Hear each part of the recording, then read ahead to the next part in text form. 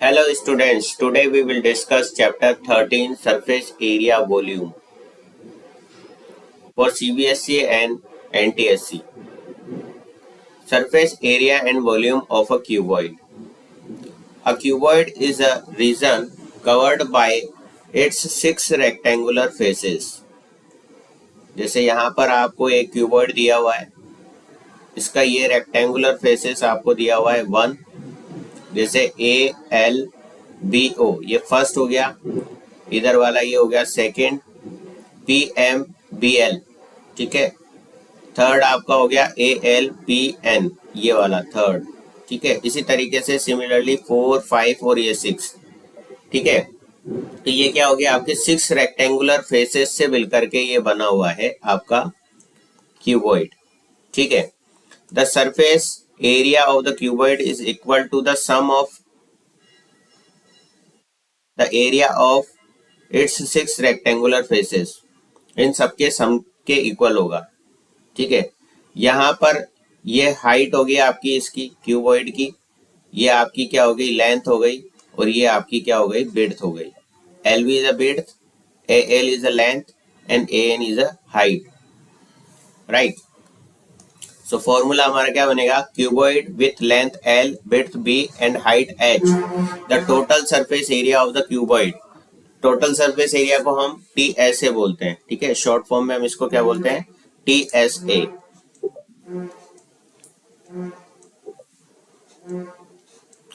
So sum of area of all its 6 faces. So total surface area of cuboid is twice of LB, twice of BH and twice of LH. That is equal to, अब यहाँ पर क्या हो रहा है, 2 common आ रहा है, तो twice of LB plus BH plus HL आ गया यहाँ पर, ठीक है। देखिए यहाँ डायग्राम से आप समझ सकते हैं, LB की बात करेंगे तो ये हो गया L, ये हो गया B, ठीक है।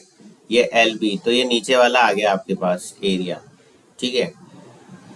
इसी तरीके से यहाँ पर ये L हो गया और ये B हो गया, तो ये वाला एरिया भी आपका क्या हो गया, LB हो गया। इसी तरीके से BH और HL का भी आप करोगे, जैसे ये वाला एरिया आप लोगे इस फेसेस का, तो ये H हो गया, और ये वाली आपका क्या है, B है, तो ये क्या हो गया, BH हो गया। इसी तरीके से इधर भी आपका क्या हो जाएगा, ये तो हो जाएगा H और ये हो जाएगा आपका BH, तो ये दो दो बन गए ना, ऊपर नीचे और इधर आजू बाजू, है ना, और आमने सामने वाले, तो ये क्या क्या बन गया आपका, LB, BH और HL बना, तो सब दो दो हैं, ठीक है। सो यहाँ पर क्या हो गया, twice of LB, twice of BH and twice of HL, तो इसको हमने 2 कॉमन ले लिया, तो हमारे पास ये फॉर्मूला बन गया, ठीक है। किस तरीके से आया ये भी हमने आपको बता दिया, और आपको ये फॉर्मूला डायरेक्ट याद रखना है, क्योंकि क्वेश्चन जब आप करोगे तो आपको डायरेक्ट फॉर्मूला यूज करना है, ठीक है।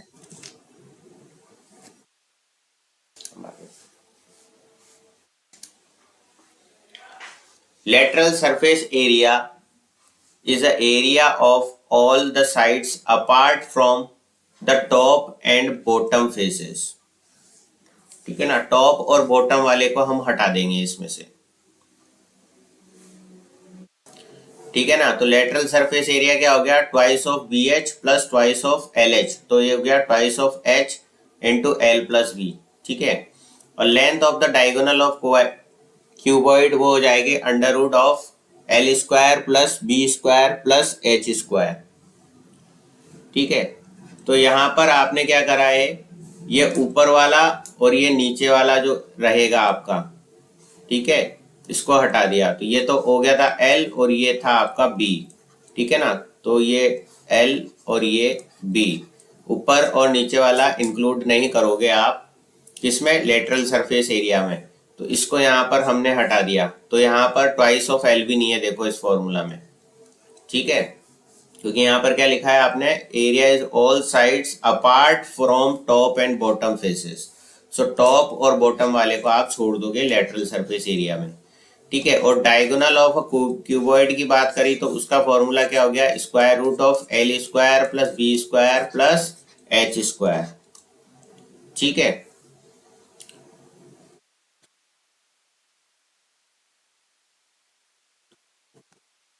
सरफेस एरिया ऑफ क्यूब की बात करी अब हमने, अब इसके वॉल्यूम की भी अगर हम बात कर ले यहाँ, तो वॉल्यूम का फॉर्मूला होता है एल बी एच। ठीक है, तीनों को आप मल्टीप्लाई कर दोगे तो वॉल्यूम का फॉर्मूला क्या हो जाएगा यहाँ पर, L B H for cuboid. Next आता है सरफेस एरिया ऑफ क्यूब। अब सरफेस एरिया ऑफ क्यूब निकालने के लिए क्या करेंगे हम, यहाँ पर क्या होता है, लेंथ विड्थ और हाइट तीनों क्या होती है, बराबर हो जाती है। अगर किसी भी क्यूबॉइड की लेंथ विड्थ और हाइट बराबर हो जाती है तो उसको हम क्या बोलते हैं, क्यूब बोलते हैं। तो क्यूब में क्या होता है, लेंथ विड्थ और हाइट क्या होती है, इक्वल होती है। अगर लेंथ को हम एल से डिनोट करें तो length is equal to width is equal to height. So length width और हाइट भी आपकी क्या होगी, एल ही होगी। जैसे ये लेंथ होगी एल, विड्थ होगी एल, और ये हाइट भी आपकी एल। ठीक है, सो यहाँ पर वॉल्यूम की अगर हम बात करें तो वो हो जाएगा एल क्यूब। ठीक है ना, वॉल्यूम की अगर हम बात करें तो वो हो जाएगा एल क्यूब। ये देखो एल क्यूब। और यहाँ पर हम बात करेंगे टोटल सरफेस एरिया, तो sum of all area of 6 faces. So यहाँ पर क्या आ जाएगा, टोटल सरफेस एरिया आ जाएगा 6L स्क्वायर। ठीक है ना, 6 इंटू एरिया ऑफ स्क्वायर, तो यहाँ क्या आ जाएगा 6L square. Similarly lateral surface area की बात करोगे तो वो हो जाएगा 4L स्क्वायर, और डायगोनल ऑफ क्यूब हो जाएगा आपका √3L।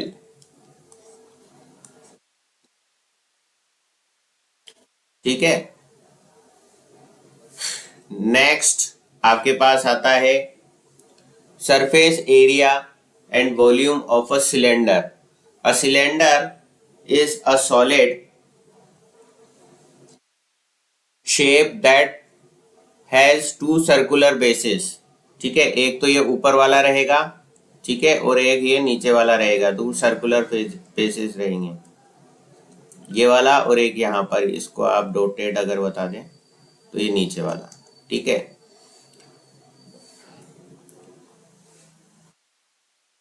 Connected with each other through a lateral surface area. ये वाला lateral surface area, lateral surface. There are 3 face, 2 circular and 1 lateral of the cylinder. Based on these dimensions we can find the surface area and volume of the cylinder. तो surface area के लिए हम सबसे पहले यहाँ क्या consider कर रहे हैं, रेडियस आपकी आर है, इसकी यहाँ से यहाँ तक आपकी रेडियस ले लोगे आप, ये हो जाएगी आर। ठीक है, रेडियस आपकी क्या हो जाएगी, आर हो जाएगी, और इसकी हाइट आपने एच कंसीडर कर ली। ठीक है, तो दोबारा से हम यहाँ पे इसको बना देते हैं। जैसे ये तो आपकी हो गई रेडियस, ये यहाँ से लेकर यहाँ तक की, ये तो हो गई रेडियस, इसको स्मॉल आर से बता दिया, और ये हो गई आपकी हाइट। ठीक है, the curved surface of this cylinder if opened along the diameter d that is equal to 2r of the circular base can be transformed into 2 rectangle of length 2 pi r and height is h। ठीक है,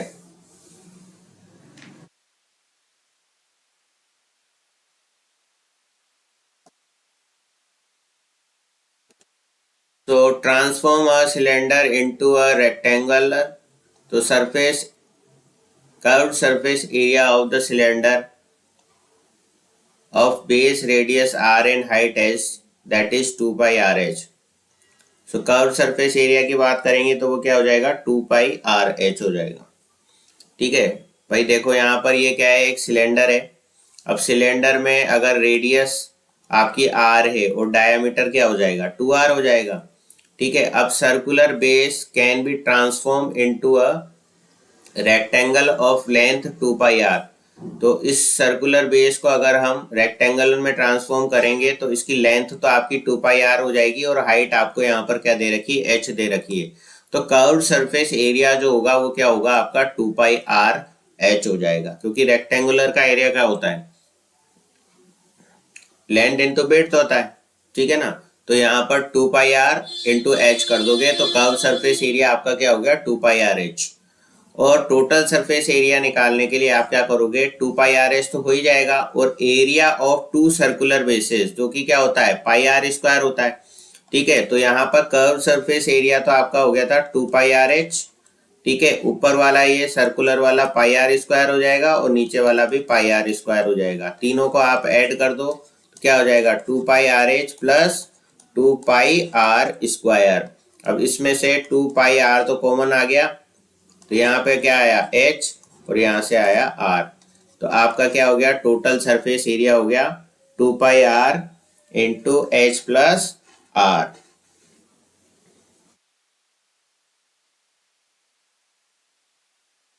ठीक है, अब volume की बात करेंगे तो volume क्या होता है आपका बेस एरिया इंटू हाइट। तो पाई आर स्क्वायर तो बेस एरिया हो गया, हाइट आपकी एच होगी। बेस एरिया क्या होगा पाई आर स्क्वायर और यहाँ से हाइट आपकी क्या होगी एच होगी। तो वॉल्यूम क्या आ गया पाई आर स्क्वायर एच, इसका वॉल्यूम आ गया। एच आपकी हाइट है और बेस रेडियस आपकी यहाँ पर आर है सिलेंडर की। ठीक है, surface area and volume of right circular cone. A cone is a 3D shape that has a circular base and narrow smoothly formed base to a point is called vertex. ये तो आपका क्या हो गया circular base हो गया, और ये narrow smoothly base from to the point is called vertex, right? So surface area of cone, consider the slant length आपको दे रखी है यहाँ पर L।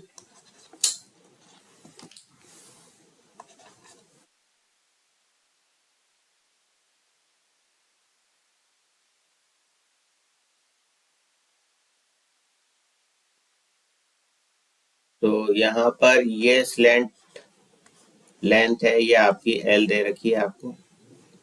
ठीक है, यहाँ से यहाँ तक आपकी रेडियस हो गई और ये आपकी हो गई हाइट। ठीक है, तो कर्व सरफेस एरिया इसका क्या हो गया पाई आर एल होता है। ठीक है, और टोटल सरफेस एरिया क्या हो गया curve surface area plus base area. Base area आपका क्या है पाई आर स्क्वायर है, तो ये क्या हो गया pi r l plus pi r square. तो पाई आर आपका कॉमन आ गया, ठीक है, और एल प्लस आर आपका ब्रैकेट में आ गया।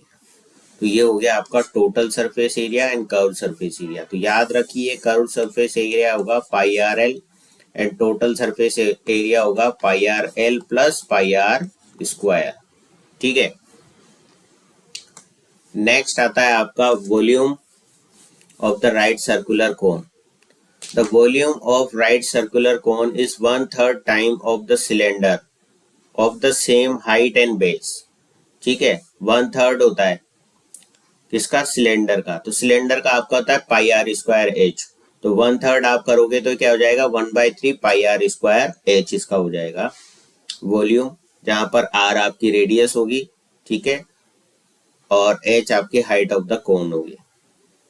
सो ये फॉर्मूला है आपका यहाँ पर 1/3 पाई आर स्क्वायर एच।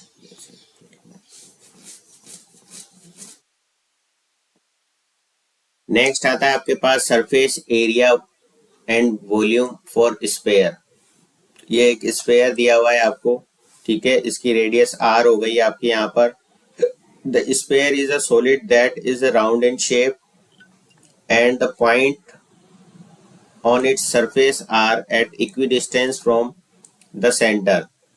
तो रेडियस अगर आर है तो कर्व सरफेस एरिया और टोटल सरफेस एरिया इसका इक्वल होगा, जो कि होता है 4 पाई आर स्क्वायर।